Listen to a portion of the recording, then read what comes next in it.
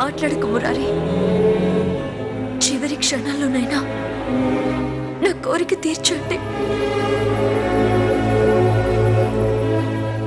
ఈరోజు రాత్రికే మీ శోభనం. తెల్లవారేలోపు నేనుంటాను ఉండను. ఇక మీరు బాధపడితే నా మీద ఒట్టే రాధిక. నా కౌంట్ డౌన్ స్టార్ట్ అయింది. కాదు కూడదు అనకుండా మీరిద్దరూ ఒక్కటవ్వాలి. అది నన్ను సంతోషపెట్టాలి.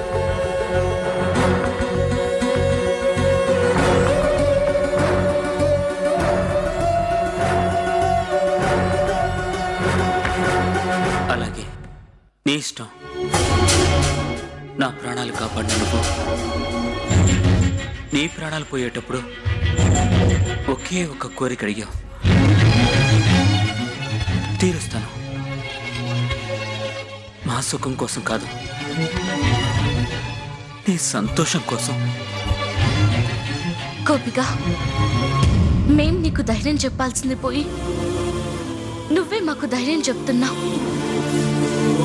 సరే, నువ్వు కోరుకున్నట్టే చేద్దాం.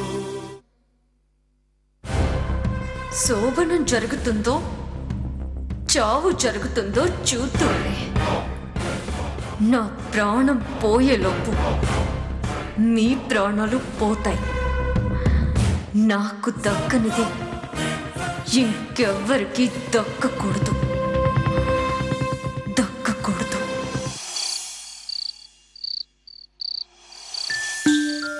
రాధిక ఎంత అందంగా ఉందో. తప్పకండి. ఇంకా రెడీ చేయలేదా మా అక్కని? రెడీ అయిందమ్మా.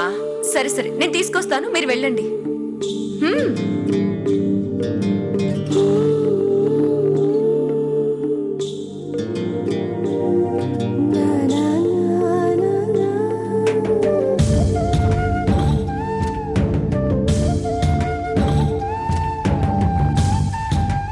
ఎంత బాగున్నావో తెలుసా? నిన్ను చూస్తుంటే నాకే ఏదో అయిపోతుంది.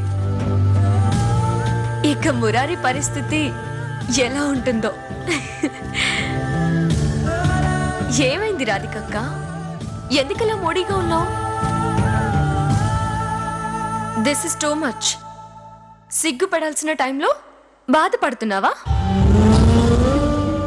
ఏమైంది? What happen?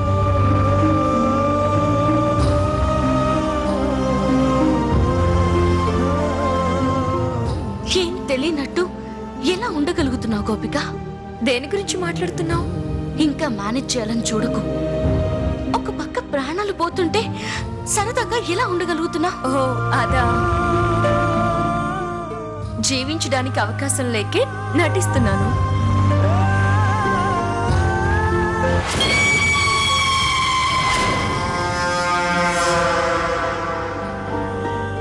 తెల్లవారేసరికి నా బతుకు తెల్లారిపోతుంది.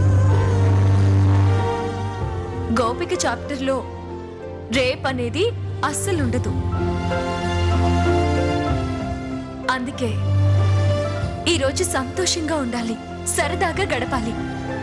నువ్వెలా సంతోషంగా ఉంటావు గోపిక?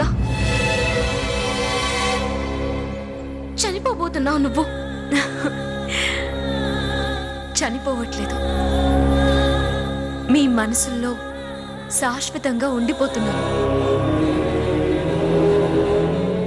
అవునక్క. ఎవరు ఎప్పుడు ఎలా చనిపోతారో ఎవరికీ తెలీదు. కానీ నేను ఎప్పుడు ఎలా చనిపోతానో నాకు బాగా తెలుసు. అందుకే ఉన్న కొద్దిపాటి సమయాన్ని సద్వినియోగం చేసుకోవాలనుకుంటున్నాను. ఇన్నాళ్ళు నిన్ను మురారిని మాధవిని విడదీయాలనుకున్న నేను ఇప్పుడు మీ ఇద్దరిని ఒకటి చేయాలని నిర్ణయించుకున్నాను. కాలయముడు నా గొంతు మీద ఎప్పుడు కాలు పెడతాడో నాకు తెలీదు. ఈలోపు పాల గ్లాస్తో నువ్వు శోభనం గదిలో అడుగు పెడితే చాలు.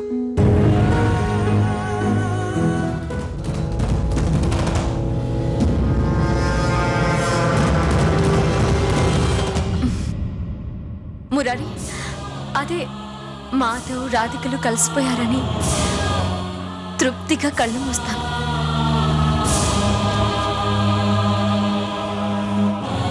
నిన్ను చూస్తుంటే నిజంగా నువ్వేనా అనిపిస్తుంది. నేను కనపడితే శివంగిలా విరుచుకుపడేదానివి. నన్ను పాతాళానికి తొక్కేయాలన్నంత కసి నీ కళ్ళల్లో కనిపించేది. కానీ ఇప్పుడు నువ్వే నన్ను ముస్తాబు చేసి మురిపించాలని చూస్తున్నావు. ఏంటి, ఇదెలా సాధ్యమా అనుకుంటున్నావా? ఇంక నేనేమీ సాధించలేనని నాకు అర్థమైపోయింది రాధిక. ఆరిపోయే దీపానికి వెలుగెక్కువ అని అంటారు. 10 మందికి నేను వెలుగుని చూపించలేకపోయినా నలుగురికి నేను మంచిదాన్ని అనిపించుకుంటే చాలనిపించింది. అసూయ ద్వేషాలతో ఏమీ సాధించలేమక్కా.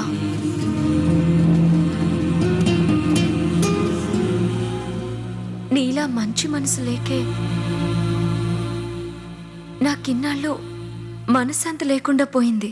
మాధవ్ని మనస్ఫూర్తిగా ప్రేమించిన నువ్వు మా ఇద్దరిని ఒక్కటి చేయడం అంటే, భార్యాభర్తలు ఇద్దరూ కలిసిపోయాక నేను ఆశపడడం తప్పనిపించింది. నాకు మురారి దక్కడని కాదు, నేనే ఎవరికీ దక్కకుండా పోతున్నాను. ఈ ప్రపంచాన్నే విడిచి వెళ్ళిపోతున్నాను రాధికక్క. గోపిక, చచ్చా, అనవసరంగా నీ మూడ్ పాడు చేశాను. సరే వదిలే, ఇవన్నీ వదిలే, ఇంకేం ఆలోచించొద్దు. డాడీయా, మురారిని, అదే మాధవ్ నీకోసం ఎదురు చూస్తూ ఉంటాడు. ఆశాభంగం చేయకూడదు. ఈ రోజు కోసం అందరూ ఎన్నాళ్ళ నుంచో వేచి చూశారు. దుర్ముహూర్తం, దుర్వార్తలు వచ్చేలోపే ఈ శుభకార్యం జరిగిపోవాలి.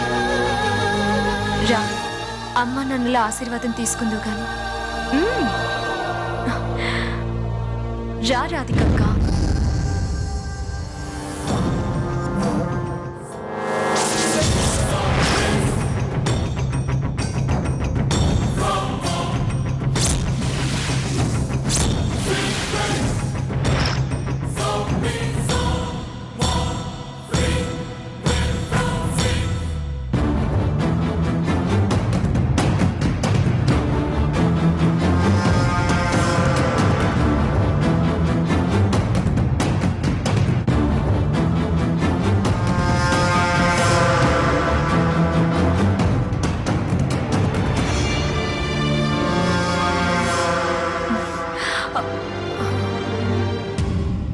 అయ్యో, అసలు విషయం మర్చిపోయానే. ఇప్పుడే వస్తానండి రాధిక.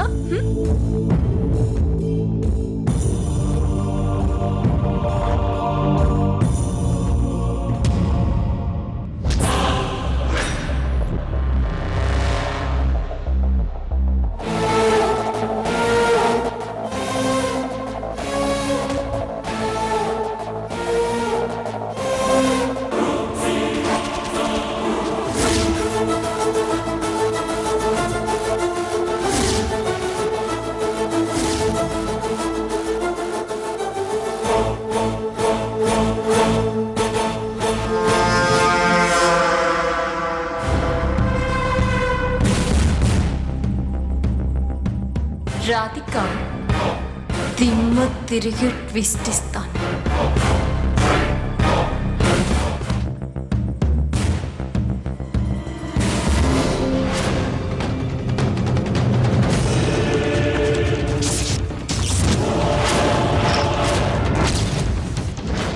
విషం.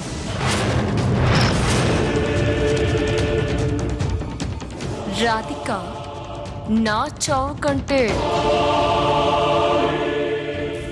ముందు మీ చావులు చూస్తాం. ఆ తర్వాతే నేను చేస్తాను. నాకు దక్కనిది ఎవరికి దక్కనివ్వను. దక్కనివ్వను.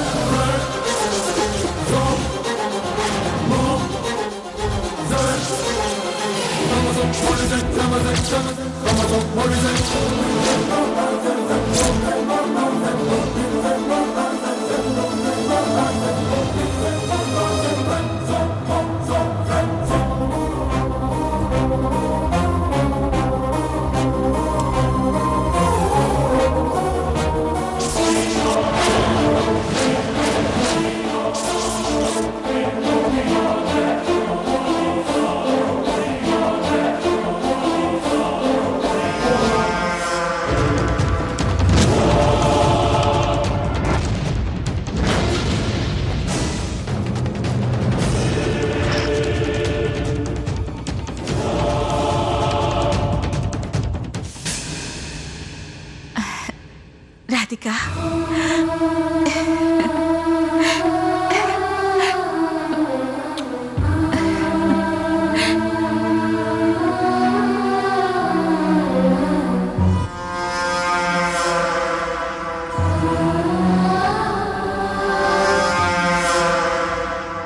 సెంటిమెంట్లు అద్దరిపోయాయి. పిన్ని గారు, ముహూర్తానికి లేట్ అవుతుంది. తీసుకువెళ్దాం. పదండి పదండి.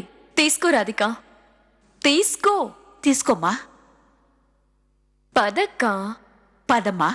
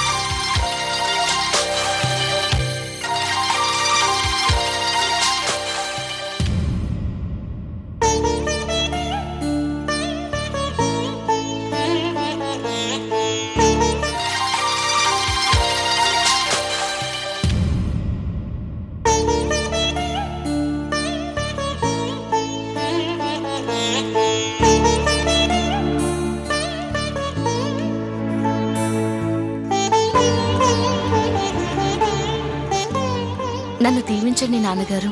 నా బంగారు తల్లి, పిల్లా పాపలతో కలకాలం వర్ధిల్లమ్మా.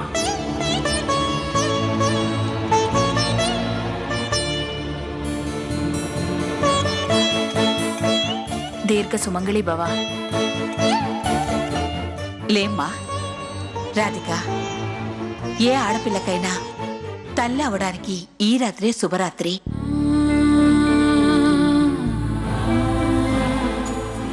చల్లగా కాపురం చేసుకుంటూ నిండు నూరేళ్లు సంతోషంగా ఉండమ్మా. ఇంకెక్కడి నూరేళ్ళు? నా ఆయుష్ని దేవుడు డిసైడ్ చేస్తే మీ కూతురు అల్లుడు ఆయుష్లను నేను డిసైడ్ చేస్తాను.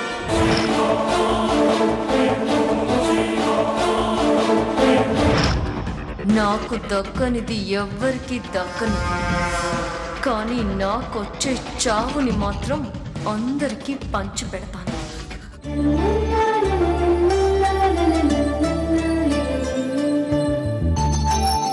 పిన్ని గారు, ఆ పాలిలా ఇవ్వండి. రాధికక్క, ఇవిగో పాలు.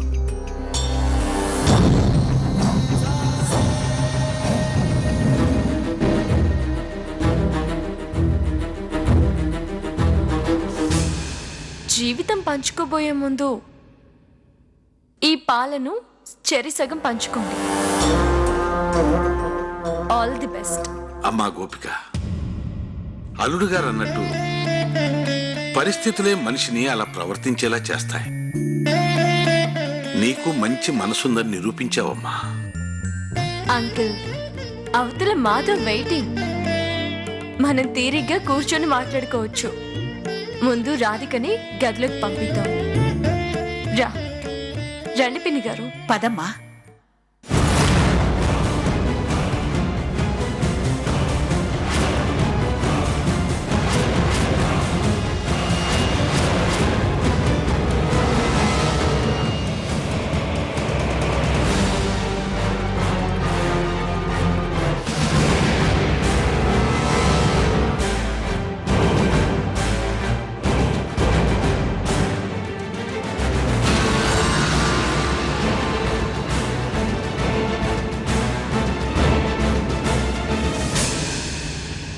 పద రాధిక.